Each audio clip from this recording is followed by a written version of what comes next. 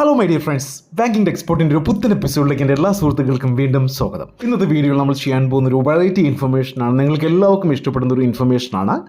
അതിനു മുമ്പ് എനിക്കൊരു കാര്യം പറയാനുള്ളത്, ഞാൻ 2 ദിവസം മുമ്പ് ഒരു ക്രെഡിറ്റ് ബിയെ പറ്റി ഒരു വീഡിയോ ചെയ്തിരുന്നു. അതായത് ക്രെഡിറ്റ് ബിയുടെ കളക്ഷൻ ഏജൻസ് നമ്മുടെ കേരളത്തിലുണ്ടെന്നും നമ്മുടെ 2-3 സബ്സ്ക്രൈബേഴ്സിനെ വിളിച്ചു എന്നും പറഞ്ഞായിരുന്നു. അവരുടെ വീട്ടിൽ പോകുമെന്നും പറഞ്ഞായിരുന്നു. അപ്പോൾ എന്നോട് കുറച്ച് പേര് ചോദിച്ചു അവരുടെ വീട്ടിലെത്തിയോ, എന്താണ് സംഭവിച്ചതെന്ന് ചോദിച്ചായിരുന്നു. കാരണം ക്രെഡിറ്റ് ബിയിൽ നിന്ന് ലോൺ എടുത്ത ആൾക്കാരാണ് ഈ ചോദിച്ചത് എന്താണ് സംഭവം എന്നറിയാൻ വേണ്ടി.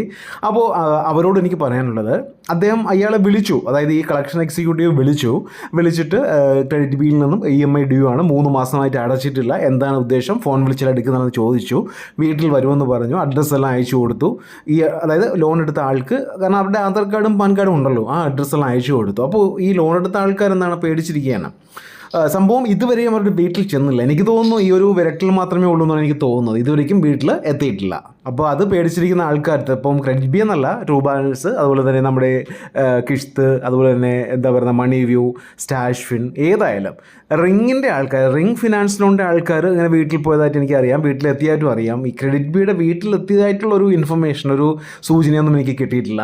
അപ്പോൾ നമ്മൾ ചെയ്യാൻ വന്നത്, നമുക്ക് കേരളത്തിൽ ഇപ്പോൾ ട്രെൻഡിങ്ങിൽ നിൽക്കുന്ന 2 NBFC ആണ്. അതായത് പുതുതായിട്ട് വന്ന 2 NBFC ആണ് ഏറ്റവും കൂടുതൽ ആൾക്കാർക്ക് ലോൺ കൊടുത്ത, സാലറി ഉള്ളവരായിക്കോട്ടെ ഇല്ലാത്തവരായിക്കോട്ടെ, ലോൺ കൊടുക്കുന്ന 2 NBFCയെ കുറിച്ച് പറയാനാണ് നമ്മളിവിടെ ചെയ്യുന്നത്.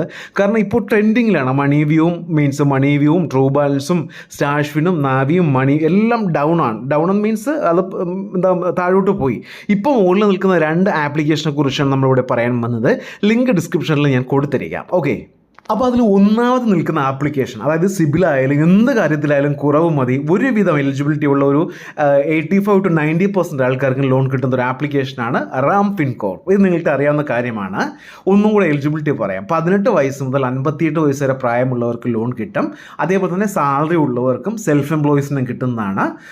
പിന്നെ സിബിൽ സ്കോർ 600 മതി, വെറും 600+ മതി. ഓക്കെ, കാരണം ഞാൻ പറഞ്ഞില്ലേ, ഒരുപാട് പേര് 600-നും 700-നും ഇടയിൽ സിബിൽ സ്കോർ വെച്ച് കഴിഞ്ഞാൽ അങ്ങോട്ടും ഇങ്ങോട്ടും തേരാപ്പാര ഓടി നടക്കുന്നുണ്ട്. 625, 630, 610, 600. കാരണം ഈ സിബിൽ സ്കോറിനൊന്നും ബാങ്കിനോ മറ്റ് NBFC ഒന്നും ലോൺ തരില്ല. അപ്പോൾ അവർക്ക് പറ്റിയ ഒരു ആപ്ലിക്കേഷനാണ് റാം ഫിൻകോർപ്പ് എന്ന് പറയുന്നത്. സാലറി ഉണ്ടെങ്കിൽ മച്ച് ബെറ്റർ എന്ന് മാത്രമേ എനിക്കിപ്പോൾ പറയാൻ പറ്റുള്ളൂ. ഓക്കെ, അപ്പോൾ നിങ്ങൾ, കാരണം ഞാൻ അതിൻ്റെ തെളിവും കാര്യങ്ങളും ഞാൻ ഒരു ദിവസം കാണിച്ചു തന്നതാണ്, വീണ്ടും വേണമെങ്കിൽ ഞാൻ കാണിച്ചു തരാൻ, കുഴപ്പമില്ല. അടുത്ത ട്രെൻഡിങ്ങിൽ സെക്കൻഡ് നിൽക്കുന്ന ആപ്ലിക്കേഷനാണ് salary on time personal loan. ഇതിന് മുമ്പ് നമ്മളിത് ചെയ്തിരുന്നു. ആ സമയത്ത് ആർക്കും ഇതിൽ നിന്നും, അതായത് ഒരു 80 പേര് അപ്ലൈ ചെയ്താൽ ഒരു 10 പേർക്ക് കിട്ടിയാൽ കിട്ടി. പക്ഷേ ഇപ്പോൾ അവർ ആ ഒരു ആപ്പിൻ്റെ ഇൻ്റർഫേസ് എല്ലാം മാറ്റി അതിൻ്റെ എലിജിബിലിറ്റി ക്രൈറ്റീരിയാസ് കാര്യങ്ങളെല്ലാം ക്ലിയർ ചെയ്തു. അതായത് ടോപ്പ് ടു ബോട്ടം അവർ റീഅറേഞ്ച് ചെയ്തു, അടിപൊളിയാക്കിയിട്ടുണ്ട്. അപ്പോൾ ഇതിൽ നിന്ന് നമ്മുടെ ഈ ഒരു ചാനലിൽ നിന്നും ഏകദേശം 975 പേർക്ക് ഇതിൽ നിന്നും, നമ്മുടെ ഈ ചാനലിൽ നിന്ന് ഏകദേശം 795 പേർക്ക് ഇതിൽ നിന്ന് ലോൺ ലഭിച്ചിട്ടുണ്ട്. ഇതിൻ്റെയും എലിജിബിലിറ്റി, സാലറി ഓൺ ടൈമിൻ്റെ എലിജിബിലിറ്റി ഞാൻ പറഞ്ഞുതരാം. 55 വയസ്സ് വരെ പ്രായമുള്ളവർക്കാണ്. പിന്നെ സാലറി ഉള്ളവർക്കും ഇല്ലാത്തവർക്കും കിട്ടും. അധികം ഡോക്യുമെൻറ്റ്സ് ഒന്നും വേണ്ട. ആധാർ കാർഡും പാൻ കാർഡും നിങ്ങളുടെ ബാങ്ക് അക്കൗണ്ട് ഡീറ്റെയിൽസും മാത്രം കൊടുത്താൽ മതി. ഫില്ല് ചെയ്യുന്ന സമയത്ത് എല്ലാം ശ്രദ്ധിക്കുക. ഇത് പിന്നെ നിങ്ങൾ ബാങ്കിലോ ഒന്നും നിങ്ങൾ പോകേണ്ട കാര്യമില്ല. നിങ്ങൾ മെയിലോ കാര്യങ്ങളോ ഡിജിറ്റലി ഒന്നും അയക്കേണ്ട കാര്യമില്ല. എല്ലാം ഓൺലൈനാണ്. ഇൻസ്റ്റൻറ്റ് അപ്രൂവലാണ്. ഞാൻ മുമ്പ് 5നെ കുറിച്ച് പറഞ്ഞു, അതേപോലെ ഇൻസ്റ്റൻറ്റ് അപ്രൂവലാണ് നമ്മുടെ ഈ ഒരു സാലറി ഓൺ ടൈം എന്ന ആപ്ലിക്കേഷനാണ്. അതായത് ഞാൻ കുറച്ച് ഫയൽസുകൾ കാണിച്ചിട്ട് ഞാൻ ആ മൊബൈൽ നമ്പർ ഒന്ന് ഹൈഡ് ചെയ്യണം കേട്ടോ. അതിൻ്റെ ഡീറ്റെയിൽസ് അതും കുറച്ച് മോശമായതുകൊണ്ട്, അതായത് മോശമല്ലേ നമ്മളിങ്ങനെ പബ്ലിക്കായിട്ട് ഒരാളുടെ മൊബൈൽ നമ്പർ കൊടുക്കുന്നത്. റാം ഫിൻകോർപ്പിൽ നിന്ന് നമ്മുടെ ചാനലിൽ നിന്ന് അപ്രൂവ് ആയവരുടെ കുറച്ച് ഡീറ്റെയിൽസ് ഇവിടെ കാണിക്കുന്നുണ്ട്. ഇതെല്ലാം അപ്രൂവ് ആയ കേസാണ്. ഒരുപാട് കേസുകൾ ഇവിടെ അപ്രൂവ് ആയിട്ടുണ്ട്. ഇനി അത് എന്താ പറയുക, പെൻഡിങ്ങിൽ കുറച്ച്, അതായത് നമ്മുടെ ഭാഗത്തു നിന്നുള്ള കുറച്ച് ഇഷ്യൂസ് മൂലം അത് ഡിസ്ബേഴ്സൽ, അതായത് നിങ്ങളുടെ ഭാഗത്തു നിന്നുള്ള ചെറിയ എന്തെങ്കിലും സിഗ്നേച്ചറിൻ്റെ മറ്റ് കാര്യങ്ങൾ മൂലം അത് ഡിസ്ബേഴ്സൽ കുറച്ച് പെൻഡിങ് ആയി നിൽക്കുന്നുണ്ട്. അപ്പോൾ ഈ കാണിച്ച ഫയൽസ് എല്ലാം എന്താ പറയുക റാം ഫിൻകോർപ്പിൻ്റെയാണ്, അപ്രൂവൽ ആയിട്ടുണ്ട്. ഇനി എന്താ പറയുന്നത്, സാലറി ഓൺ ടൈമും ഉണ്ട്.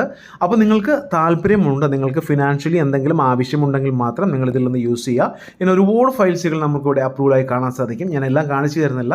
കണ്ടു, ഈ കേസെല്ലാം ലോൺ ഡിസ്ബേഴ്സ് ആയ കേസാണ്. ഇതെല്ലാം റാം ഫിൻകോർപ്പിൻ്റെ കേസെല്ലാം ഡിസ്ബേഴ്സ് ആയ കേസാണ്.